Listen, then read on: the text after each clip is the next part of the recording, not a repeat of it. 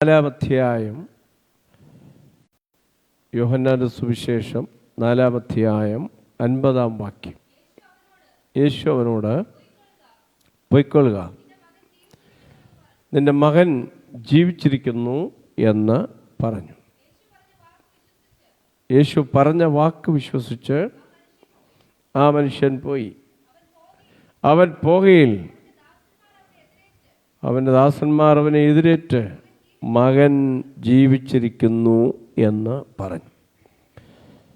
ഞാൻ കഴിഞ്ഞ ദിവസം ഓർപ്പിച്ചതുപോലെ യേശു കർത്താവ് ചെയ്ത അത്ഭുതങ്ങളെക്കുറിച്ച് പ്രസംഗിക്കാൻ പ്രാർത്ഥനാ മുറിയിൽ കർത്താവിനോട് സംസാരിച്ചതുകൊണ്ട് നമ്മുടെ പുതുവർഷ പ്രാർത്ഥനയിൽ ആണ്ടതയോഗവും പുതുവർഷാരംഭവുമായിട്ടുള്ള യോഗത്തിൽ ആദ്യത്തെ അത്ഭുതമാണ് നമ്മൾ പ്രസംഗിച്ചതും ധ്യാനിച്ചതും. പുറത്തും ചിലയിടങ്ങളിൽ സ്തോത്രം അതേ വചനമാണ് ഞാൻ ശുശ്രൂഷിച്ചത്.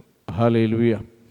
കർത്താവ് ചെയ്ത രണ്ടാമത്തെ അത്ഭുതമാണ് നമ്മൾ ഇന്ന് ധ്യാനിക്കുന്നത്. ദീർഘമായി ധ്യാനിക്കുന്നില്ല. Price the Lord. ഇവിടെ ഒരു രാജഭൃത്യൻ്റെ മകൻ സ്തോത്രം ജീവിച്ചിരിക്കുന്നു, അല്ലെങ്കിൽ അവൻ സൗഖ്യമായി എന്നുള്ള വർത്തമാനമാണ്. മത്തായി സുവിശേഷം 8-ാം അധ്യായം 5 മുതൽ 13 വരെയും, ലൂക്കോസിന് സുവിശേഷം 7-ാം അധ്യായം 1 മുതൽ 10 വരെയും, നാം വായിച്ച യോഹന്നാൻ 4:46 മുതൽ 54 വരെയുമുള്ള 3 സുവിശേഷങ്ങളിലാണ് ഈ സംഭവം രേഖപ്പെടുത്തിയിരിക്കുന്നത്.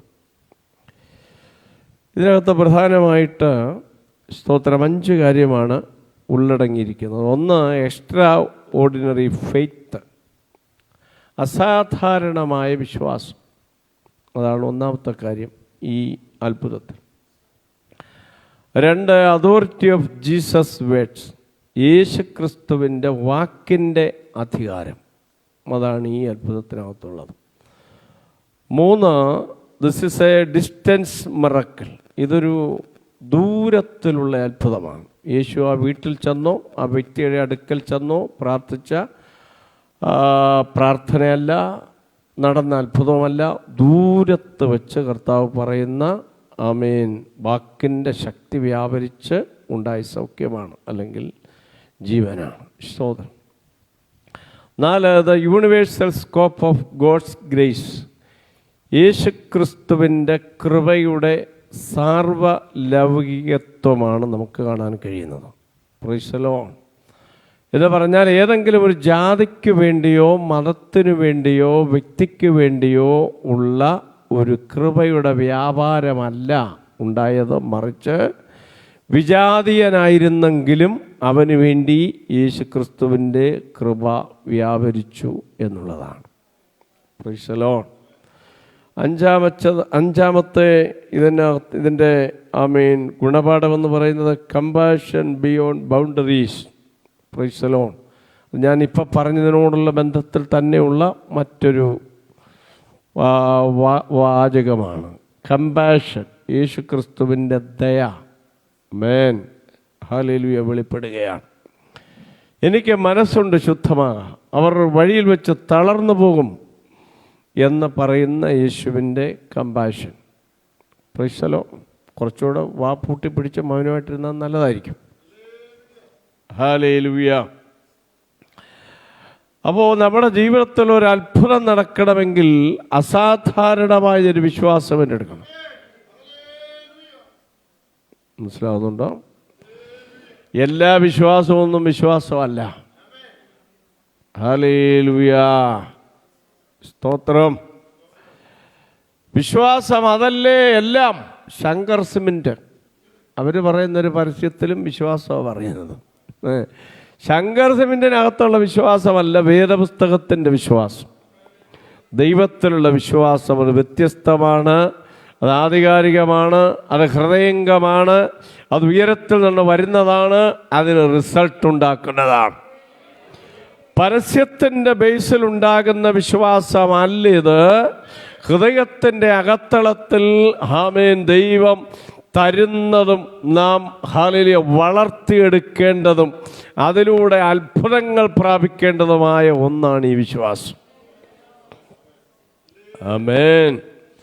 ഈ 3 വേദഭാഗങ്ങളിലും വ്യത്യസ്തമായ ആമേൻ ചിത്രമാണ് കാണുന്നത് ഈ വിഷയത്തിൽ. ഒരിടത്ത് ബാല്യക്കാരൻ എന്ന് പറയുമ്പോൾ ഇവിടെ മകൻ എന്ന് പറയുന്നു. പ്രിസലോ ഞാനും മകളുമായിട്ടത് ചർച്ച ചെയ്തു, അവളും കൂടുതൽ പഠിക്കുന്നവളായതുകൊണ്ട്. അപ്പോൾ അതിൻ്റെ അർത്ഥം അതിതാണ്. സ്തോത്രം, ഹല്ലേലൂയ. ഇദ്ദേഹത്തിന് ആമേൻ സെർവൻറ്റിലുണ്ടായ മകനാകാം. പ്രിസലോ, അതാണ് അതിൻ്റെ ഒരു ചിന്ത. അങ്ങനെയാണ് ചില കാര്യങ്ങൾ. അപ്പം ബഹുഭാരിത്വമുള്ള കാലമാണ്. അപ്പോൾ എൻ്റെ ദാസൻ്റെ ആമേൻ ബാല്യക്കാരൻ ഒരിടത്ത് അങ്ങനെ പറയുമ്പോൾ ഇവിടെ മകൻ എന്ന് പറഞ്ഞിരിക്കുന്നു. ഹല്ലേലൂയ. ഹലോ, നിങ്ങളിവിടെ ഉണ്ടോ എല്ലാവരും? ഒന്ന് ഉത്സാഹത്തോടൊക്കെ ഇരുന്നാട്ടെ. വിഷയത്തിനകത്ത് എത്ര കുഴച്ചിലുണ്ടെങ്കിലും യേശുവിൻ്റെ അടുക്കൽ കുഴച്ചിൽ വിഷയമല്ല, വിടുതൽ വ്യക്തമാണ്. അത് മകനാകാം, അത് ദാസിയാകാം, ദാസനാകാം, അവരുടെ മകനാകാം. പക്ഷെ നീ ഹൃദയനുറുക്കത്തോടും ആവശ്യബോധത്തോടും വിശ്വാസത്തോടും കൂടിയാണ് യേശുവിനെ സമീപിക്കുന്നതെങ്കിൽ ബന്ധം വിഷയമല്ല. സ്തോത്രം. നിറം വിഷയമല്ല, പൊസിഷൻ വിഷയമല്ല, കുടുംബം വിഷയമല്ല, പാരമ്പര്യം വിഷയമല്ല. സ്തോത്രം. നിന്റെ ഇപ്പോഴത്തെ അവസ്ഥ വിഷയമല്ല, രോഗകാഠിന്യം വിഷയമല്ല, നീ മരണപ്പെട്ടാലും വിഷയമല്ല. യേശുവിന് ഒരു അത്ഭുതം അതിനകത്ത് ചെയ്യാനുണ്ട്. മത്തായി അത് വിശദീകരിക്കുമ്പോൾ സ്തോത്രം, ബാല്യക്കാരൻ കഠിനപ്പെട്ട് വീട്ടിൽ കിടക്കുന്നു. ആ രോഗം പക്ഷവാതമാണെന്ന് മത്തായി രേഖപ്പെടുത്തിയിരിക്കുന്നു. പ്രൈസലോ. അപ്പോൾ രോഗം പക്ഷവാതമാണ്, എന്നാൽ വെറും വേദനയില്ലാത്ത രോഗമല്ല. ഇപ്പോൾ ആ രോഗം നിമിത്തം ആൾ വല്ലാതെ കഠിനപ്പെട്ട് വേദനപ്പെടുകയാണ്. ശ്രദ്ധിക്കണേ, ചില രോഗങ്ങൾ കഠിനമല്ല, എന്നാൽ ചിലത് കഠിനമാണ്. ചില രോഗം വേദനിപ്പിക്കാത്തതായിരിക്കാം, പക്ഷെ ഇവിടുത്തെ രോഗം വേദന ഉളവാക്കുന്നതാ.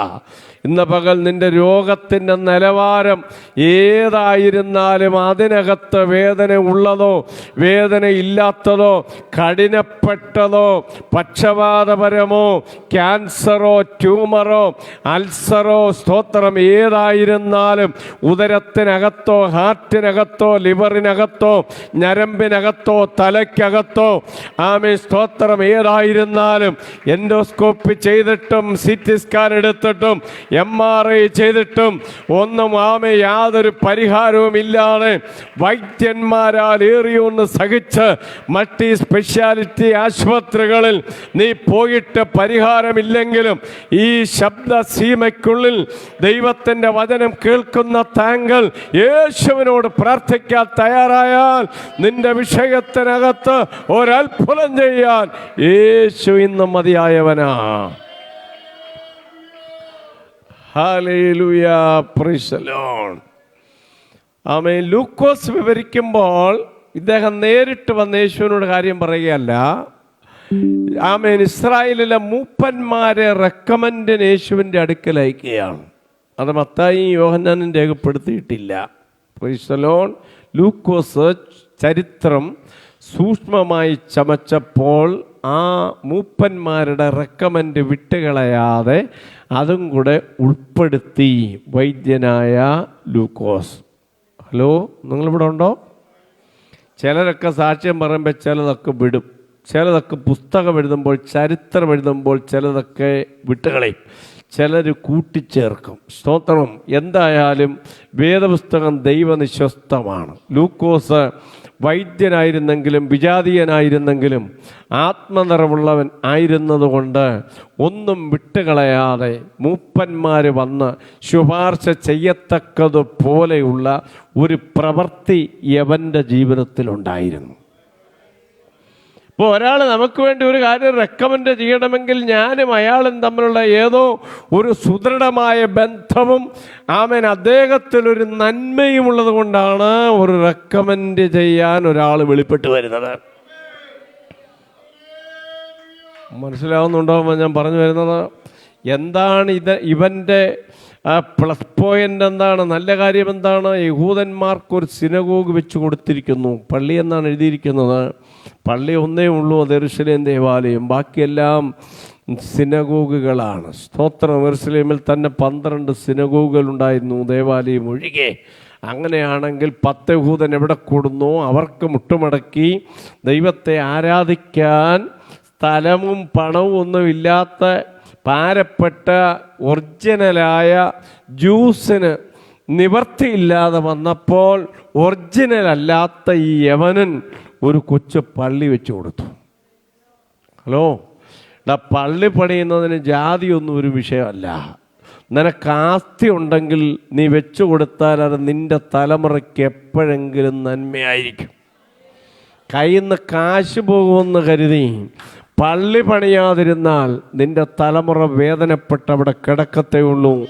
എപ്പോഴെങ്കിലും ഒരു വിടുതൽ നിന്റെ തലമുറയ്ക്ക് വെളിപ്പെട്ട് വരണമെങ്കിൽ ഉടപര ജഗക്ഷകസ്തരാധന, നീ ജാതി നോക്കാതെ മതം നോക്കാതെ നിന്റെ പക്കൽ അതിന് ആസ്തിയുണ്ടെങ്കിൽ നീ ഒരു പള്ളി പണിഞ്ഞു കൊടുത്താലുണ്ടല്ലോ, നേരത്തെ ഞാൻ പ്രസംഗിച്ചപ്പോൾ പറഞ്ഞതുപോലെ അപ്പത്തെ വെള്ളത്തിൻ്റെ മേലെറിഞ്ഞാൽ ഏറിയ നാൾ കഴിയുമ്പോൾ അത് മടങ്ങി വരുമെന്ന് പുസ്തകത്തിൽ വായിക്കുന്നെങ്കിൽ അവൻ ഇപ്പോൾ അവൻ്റെ ആവശ്യത്തിൽ സഹായിക്കാൻ അല്ല റെക്കമെൻഡ് ചെയ്യാൻ മൂപ്പന്മാർ തയ്യാറാകുകയാണ്.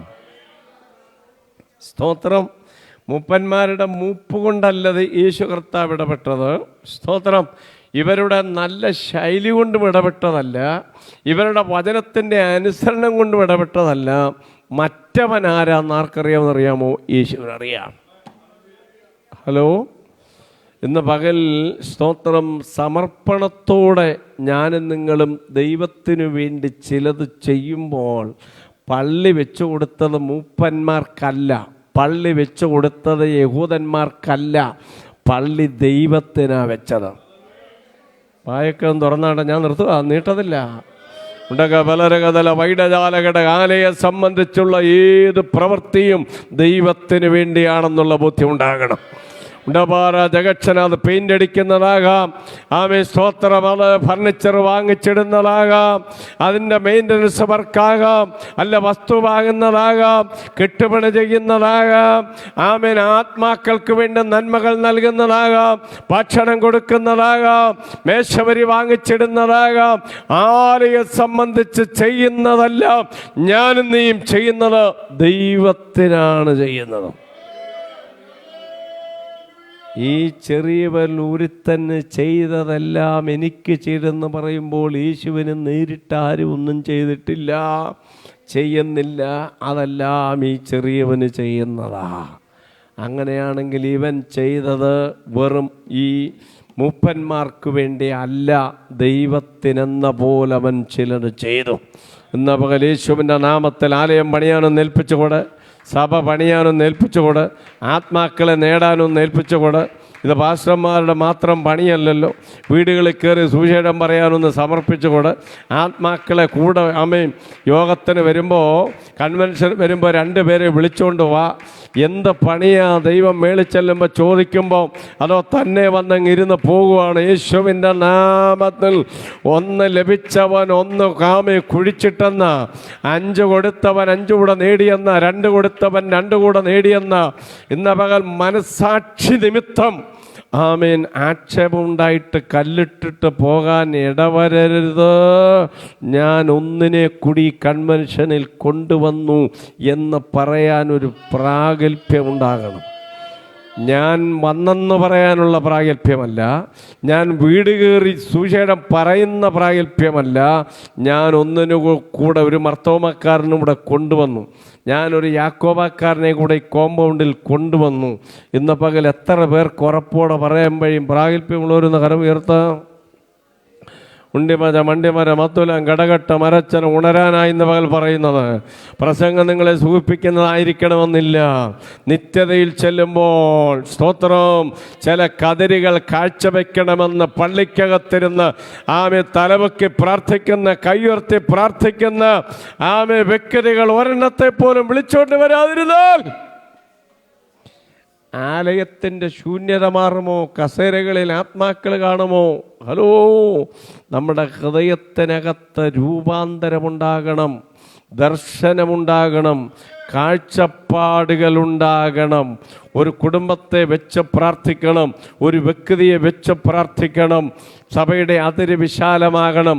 സഭാകുളിനകത്തുള്ള പ്രാർത്ഥന നിർത്തിയിട്ട് നമ്മുടെ കണ്ണുകൾ ചുറ്റുപാടുകളിലേക്ക് ഓടിക്കണം.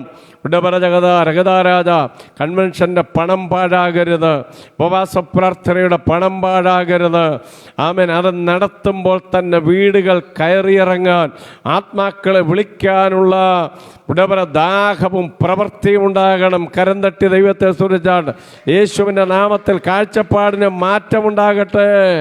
പ്രശംസിക്കാനുള്ള വഴി ഉണ്ടാക്കുന്നതല്ല, സുരക്ഷയ്ക്കു വേണ്ടിയുള്ള മാർഗമല്ലിത്. സുവിശേഷ പ്രസംഗിക്കുന്നത് ആത്മാക്കളുടെ രക്ഷയ്ക്കാണ്, ദേശത്തിൻ്റെ വിടുതലിനാണ്.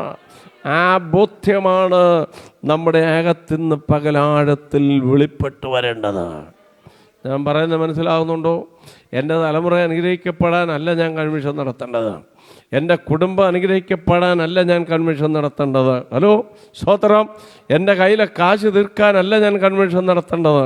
നമ്മൾ കൺവെൻഷൻ നടത്തുന്നത് ദേശത്തിൻ്റെ ആത്മാക്കളുടെ രക്ഷയ്ക്കാ. കരമൊന്നടിച്ച് വാ തുറന്ന് ദൈവത്തെ സ്തുതിച്ചാട്ടെ. അതിന് നമുക്ക് എന്തെല്ലാം ചെയ്യാൻ കഴിയും? സഭയുടെ അതിരുകളെ എങ്ങനെ വിശാലമാക്കാൻ കഴിയും? യേശുവിൻ്റെ നാമത്തിൽ അത് നമ്മുടെ കൺവെൻഷൻ വേദികളിൽ കാണട്ടെ, നമ്മുടെ ഭവനങ്ങളിൽ കാണട്ടെ, ചർച്ചിൻ്റെ കോമ്പൗണ്ടിൽ കാണട്ടെ. ആമെ, കൈയടിക്കുന്നതിന് പ്രതിഫലം അവിടെയാണ് വെളിപ്പെട്ടു വരുന്നത്. കാശ് ചെലവാക്കുന്നതിൻ്റെ പ്രതിഫലം ഒരാത്മാവിൻ്റെ രക്ഷയ്ക്കാണ്. ദർശനം ഹോളിനകത്തല്ല, ദർശനം ആമെ ചുറ്റുപാടുകളിലാ. ദർശനം ചുറ്റുപാടുകളിലേക്ക് പോകണം. ഹലോ, ഞാൻ പറയുന്ന സെൻസ് നിങ്ങൾക്ക് മനസ്സിലാവുന്നുണ്ടോ? ഞാൻ പാസ്റ്ററാണ്, നിങ്ങൾക്കറിയാം. ഞാൻ നിങ്ങളുടെ ദർശനത്തെ വ്യാപിപ്പിച്ചില്ലെങ്കിൽ കണക്ക് എന്നോട് ദൈവം ചോദിക്കും. കണ്ണാടിക്കൽ കുടുംബത്തിൽ ആരംഭിച്ച പ്രാർത്ഥന സ്തോത്രം ഒരു പ്രസ്ഥാനത്തിൻ്റെ ഭാഗമായി മാറിയെങ്കിൽ അവർ കൊടുത്തൊരു വിലയുണ്ട്. അവിടെ നടന്ന പ്രാർത്ഥനകളുണ്ട്, ഉപവാസങ്ങളുണ്ട്, വസ്തു വാങ്ങിച്ച വിലയുണ്ട്, കെട്ടിടം പണിത വിലയുണ്ട്. ഇതിവിടം കൊണ്ട് ഇങ്ങനെ 4, 3, 7 പേരായിട്ട് ഇരിക്കാനല്ല, ഇതിനൊരു വളർച്ച വേണം എന്ന ബോധ്യം നമ്മുടെ അകത്ത് ഈ ദിവസങ്ങളിൽ ആഴത്തിൽ വ്യാപരിക്കണം.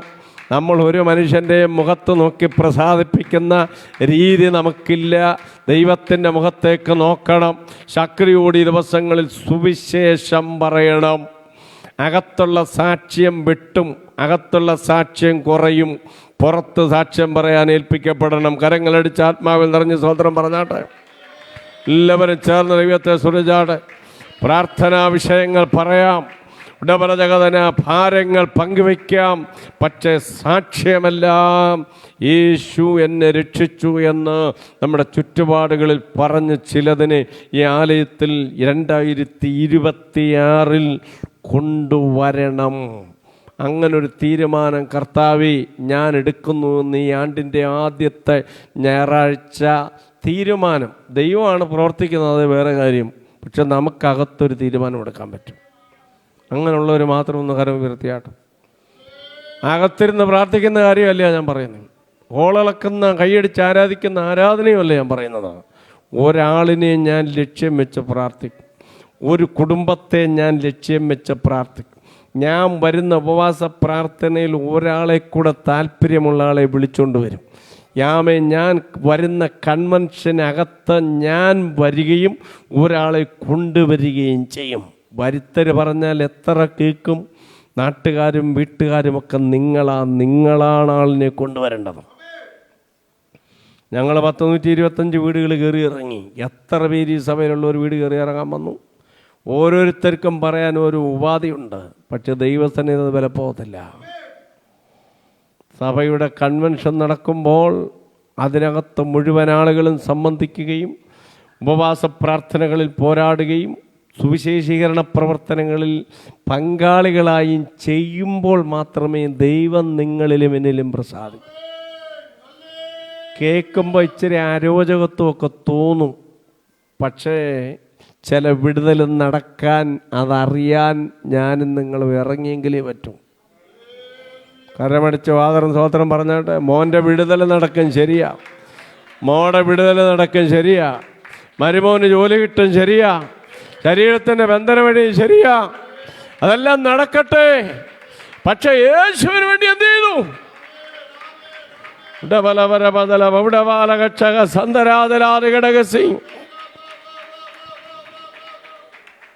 ചിലരൊക്കെ നല്ല അവരുടെ പണം ചെലവാക്കി ഭക്ഷണമൊക്കെ വെച്ചു, അവർ പരിശ്രമിച്ചു, ബന്ധപ്പെട്ടു, നല്ലത്, അതിനെല്ലാം പ്രതിഫലമുണ്ട്. പക്ഷേ എൻ്റെ ചോദ്യം അതല്ല. സുവിശേഷം ചിലരോട് പറഞ്ഞിതിനകത്തൊരാളെ കൂടെ കൊണ്ടുവരാൻ കഴിയുമോ? സ്വന്തമായി ട്രാക്റ്റ് എഴുതാൻ കഴിയുന്നവർ എഴുതണം, പുസ്തകങ്ങൾ എഴുതാൻ കഴിയുന്നവർ എഴുതണം. സ്തോത്രം, ഹല്ലേലൂയ. ഫോൺ വിളിച്ച ആളുകളെ വരുത്തണം, വരണം. ഹലോ, നിങ്ങളുടെ കാഴ്ചപ്പാട് 26 മാറണം. അതിനുവേണ്ടി ഞാൻ പറയുകയാണ്. ബാല്യക്കാരൻ്റെ വിടുതൽ റെക്കമെൻഡിന് മൂപ്പന്മാർ ഇറങ്ങി, അവൻ തന്നെ ഇറങ്ങി. ഹലോ ഹലോ ഹലോ, അകത്ത് കയറട്ടെ. നിങ്ങൾ ശക്തി ലഭിച്ചിട്ട് നിർത്താൻ പോവുക. നിങ്ങൾ ശക്തി ലഭിച്ചിട്ട് പറ. യെരുശലേമിലും യഹൂദയിലും ശമരിയിലും ഭൂമിയുടെ അറ്റത്തോളം ഇതിലെവിടെല്ലാം പോയി? ഇതിലെവിടെല്ലാം പോയി? നമ്മൾ പോകുന്നതിനെ കുറ്റം പറയാതിരിക്കുക. നമ്മളെവിടെല്ലാം പോയി? കാലുകൾ, നന്മ സുവിശേഷിക്കുന്നവരുടെ കാലുകൾ പറ. എത്ര മനോഹരം, എത്ര മനോഹരം. കാലിന് മനോഹാരിത ഉണ്ടാകുന്നത് ഷൂസിട്ട് സോക്സിട്ട് എങ്ങും തൊടാതെ ചെളിയിൽപ്പെടാതെ വീട്ടിനകത്തിരിക്കുമ്പോഴല്ല, നന്മ സുവിശേഷിക്കുമ്പോൾ കാലിന് മനോഹാരിത വരികയാണ്. കരമുയർത്തിയ കർത്താവിനെ സുരജാടേ. ഉടപര ജഗതല. ഉയരത്തിൽ നിന്നൊരു വിളിയുണ്ട്, ആഴത്തിൽ നിന്നൊരു വിളിയുണ്ട്, വശങ്ങളിൽ നിന്നുള്ളൊരു വിളിയുണ്ട്. ഉടാപര ജഗന, വശങ്ങളിൽ നിന്നുള്ള വിളി കടന്നു വന്നെന്നെ സഹായിക്കാം. ഉടപാര ജഗന, ഉയരത്താഴെ നിന്നുള്ള വിളി, നരകത്തിൽ നിന്നുള്ള വിളി. ധനവാൻ പറഞ്ഞു, അബ്രഹാം പിതാവിൻ്റെ മടിയിലിരിക്കുന്ന ലാസറിനെ എൻ്റെ അടുക്കലോട്ടൊന്ന് വിടണം. ആഴത്തിൽ നിന്ന് വിളിക്കുക. ഹലോ ഹലോ, അകത്ത് കയറുന്നുണ്ടോ? നിങ്ങൾക്ക് അത്ര സന്തോഷം വരത്തില്ലെന്ന് എനിക്കറിയാം. പക്ഷേ 2026 നമ്മുടെ ദർശനം മാറിയേ പറ്റൂ. സഭയുടെ അതിരൊന്ന് വിശാലമായേ പറ്റൂ. ചിലരിതിനകത്ത് കടന്നു വന്നേ പറ്റൂ. ഇതിനൊരു വളർച്ച ഉണ്ടായേ പറ്റൂ. ആലയം മനോഹരമാക്കാൻ ദൈവം നമ്മെ സഹായിച്ചു. ഇനി നമ്മുടെ ലക്ഷ്യം ആത്മാക്കളാണ്. കരം തട്ടി കർത്താവിനെ സ്തുതിച്ചാട്ടെ. അകത്തുള്ള വിടുതലങ്ങ് നടന്നോളും. മോൻ്റെ കല്യാണം നടന്നോളും, മോടെ കല്യാണം നടന്നോളും, രോഗബന്ധനം അഴിഞ്ഞോളും, പോരാട്ടം മാറിക്കോളും. ഹലോ, വഴി തുറന്നോളും. നീ അതിനകത്തങ്ങ് ആമേ സ്വോത്രം ആയിരുന്നൊന്നും ഇരിക്കണ്ട. ദൈവം ചെയ്യാനുള്ള ദൈവം ചെയ്യും. ദൈവം ആർക്കും കിടക്കാരനല്ല. പക്ഷേ ശമരിയാക്കാരത്തി ഇവിടെ പ്രവൃത്തി ചെയ്യണം. അവൾ പാത്രം വെച്ച് പോയി പട്ടണത്തിലെല്ലാം പറഞ്ഞു. തെക്കപ്പൊലി നാട്ടിലെ ഭൂതഗ്രസ്തൻ, സ്തോത്രം, നീ വീട്ടിൽ പോകാൻ പറഞ്ഞിട്ടും അവൻ 10 പട്ടണങ്ങളിൽ നടന്ന് സുവിശേഷം പറഞ്ഞു. ഹലോ ഹലോ, സ്തോത്രം. പൗലോസ് എല്ലാം ഉണ്ടായിരുന്നവൻ സഞ്ചരിച്ച് സുവിശേഷം പറഞ്ഞു. ഈ ദിവസങ്ങളിൽ സുവിശേഷാത്മാവ് നമ്മിൽ ആഴത്തിലൊന്ന് വ്യാപരിക്കണം. ചേർന്ന ദൈവത്തെ സുരിജാടേ.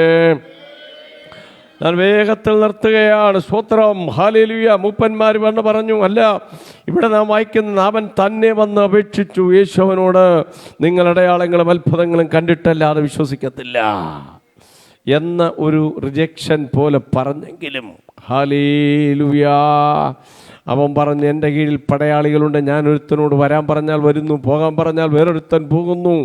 ആമേൻ. എൻ്റെ അധികാരം ഞാൻ യൂസ് ചെയ്യുമ്പോൾ അത്ഭുതങ്ങൾ സംഭവിക്കുന്നെങ്കിൽ കർത്താവേ, നീ അധികാരമുള്ള ദൈവമാ. ഹലോ, നീ അധികാരമുള്ള ദൈവമാ. നീ ഒരു വാക്ക് കൽപ്പിച്ചാൽ എൻ്റെ വിഷയത്തിന് വിടുതലാ. ഇന്ന് പകൽ ഉടക പലരകജല യേശുവിൻ്റെ അധികാരം ഒന്ന് ഏറ്റെടുക്കാമോ? ഉടപറകന മനുഷ്യൻ്റെ മേലുള്ള അവൻ്റെ അധികാരം, പ്രപഞ്ചത്തിൻ്റെ മേലുള്ള അവൻ്റെ അധികാരം, ഭൂതത്തിൻ്റെ മേലുള്ള അവൻ്റെ അധികാരം, രോഗത്തിൻ്റെ മേലുള്ള അവൻ്റെ അധികാരം, മരണത്തിൻ്റെ മേലുള്ള അവൻ്റെ അധികാരം, ആ അധികാരം നാടത്തിൽ വിശ്വസിച്ചേറ്റെടുത്ത് ഞാൻ നിങ്ങളും അടുത്ത് വരുമ്പോൾ അതേറ്റു പറയുമ്പോൾ യേശു അവനോട് പൊയ്ക്കൊള്ളുക, നിൻ്റെ വിശ്വാസം നിന്നെ രക്ഷിച്ചിരിക്കുന്നു. അവൻ പോകയിൽ അവന് സൗഖ്യം വന്നു. പറഞ്ഞാട്ടെ, അവൻ പോകയിൽ, പറ, ഇവിടുന്ന് പോകുന്ന വഴിയിൽ സൗഖ്യം തരാൻ ദൈവം വിശ്വസ്തനാണ്. മരിപ്പാറായ വിഷയത്തിന് സൗഖ്യം തരാൻ വിശ്വസ്തനാണ്. വീട്ടിൽ കിടക്കുന്ന വിഷയത്തിന് വിടുതൽ തരാൻ വിശ്വസ്തനാണ്. കഠിനമായി വേദനപ്പെട്ട വിഷയത്തിന് വിടുതൽ തരാൻ വിശ്വസ്തനാണ്. നിന്റെ തലമുറയുടെ വിഷയത്തിന് വിടുതൽ തരാൻ വിശ്വസ്തനാണ്. യേശുവിനത് കഴിയും. ഇന്ന് പകൽ നമ്മെ സമർപ്പിക്കാം. എഴുന്നേറ്റ്